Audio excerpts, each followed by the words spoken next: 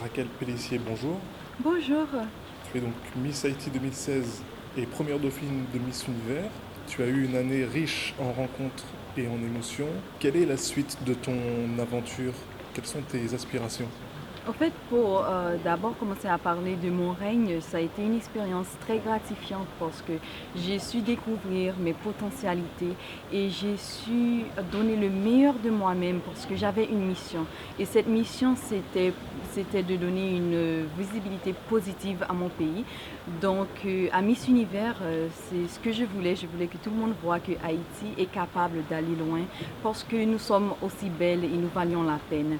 Et pour le suivi, donc je compte continuer le travail que j'ai commencé parce que là, le président de la République d'Haïti, Monsieur Jovenel Moïse, m'a nommée ambassadrice de bonne volonté. Et là, je veux continuer à attirer les regards sur Haïti.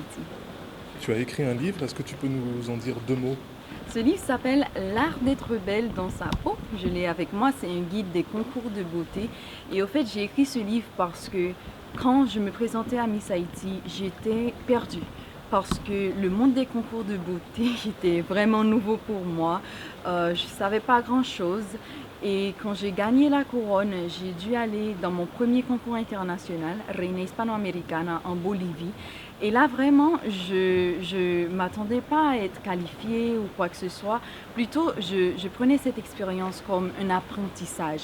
Et là, je suis sortie troisième dauphine. Et parce que j'ai appris beaucoup sur les concours de beauté à travers cette expérience. Et j'ai voulu appliquer tout ce que j'ai appris à Miss Univers.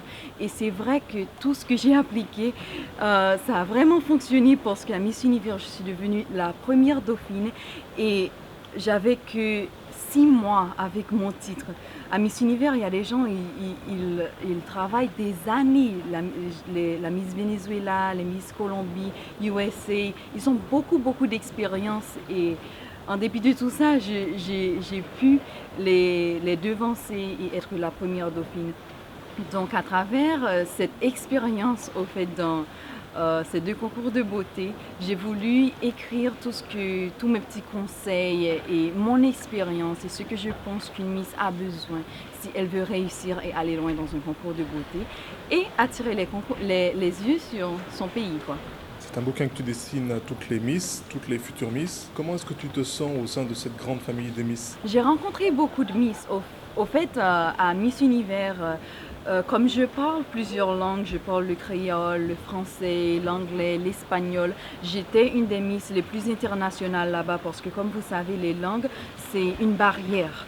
Donc, à Miss Univers, je pense qu'ils ont remarqué que Raquel, elle ne restait pas qu'avec les francophones. Raquel, elle ne restait pas qu'avec les latinas. Elle était avec les asiatiques. J'étais avec tout le monde parce que j'avais pas cette barrière. Je pouvais communiquer avec tout le monde. Donc, je pense que ça a été un atout pour moi. Et jusqu'à présent, dans mes activités, je rencontre plusieurs Miss.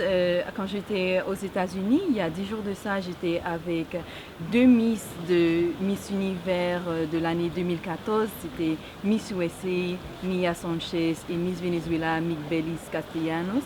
Et là, vraiment, on se sent dans cette famille, au fait. Et là, je vais rencontrer la nouvelle Miss France, Alicia Elise, non?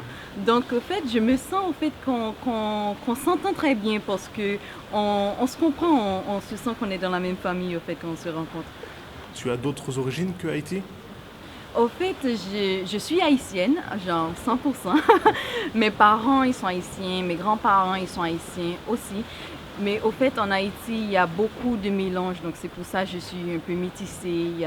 J'ai des mélanges, au fait, des Indiens de la Martinique. On m'a dit le premier pélicier de ma famille, c'était un Indien de la Martinique. Et quoi d'autre? Du côté de ma mère, asiatique, des Philippines. Mais au fait, ma nationalité et leur nationalité, c'est haïtienne. Tu connais déjà la Martinique, tu es venu ici en 2010, juste après le tremblement de terre qui a frappé Haïti. Comment as-tu vécu cette première rencontre avec la Martinique? Quand je suis venue en Martinique, c'était pas vraiment dans mes plans parce que on ne s'attendait pas qu'il y allait avoir un tremblement de terre et tout. Et moi, j'étais dans le lycée français de Port-au-Prince. Et comme je voulais terminer dans le système français, on m'a invité. Il y a un cousin, Emmanuel Florent, il m'a invité, il vit dans la Martinique. Il était venu aider en Haïti et il m'a dit, tu peux retourner avec moi si tu veux finir tes études en Martinique et ce sera très bien pour toi parce qu'en Haïti, on ne sait pas quand est-ce que l'école va s'ouvrir. Donc j'ai accepté et mes parents aussi. Donc je suis venue ici. Je ne me suis pas sentie dépaysée parce qu'en Martinique, c'est la Caraïbe. Les gens sont super sympathiques comme en Haïti. On parle français, on parle créole, on mange du griot. La nourriture, c'était très similaire et il y a la plage partout. Donc je me sentais comme si j'étais dans mon pays sans l'être. Donc pour moi, la Martinique, c'est ce souvenir que j'ai de la Martinique. Et je suis très contente. Depuis lors, je ne suis jamais retournée dans la Martinique. Et là, après 7 ans, je me retrouve ici. Je suis vraiment très émue. Et on est très heureux de t'accueillir sur notre île aussi. Merci beaucoup. Merci. Raquel. Et à bientôt. À bientôt.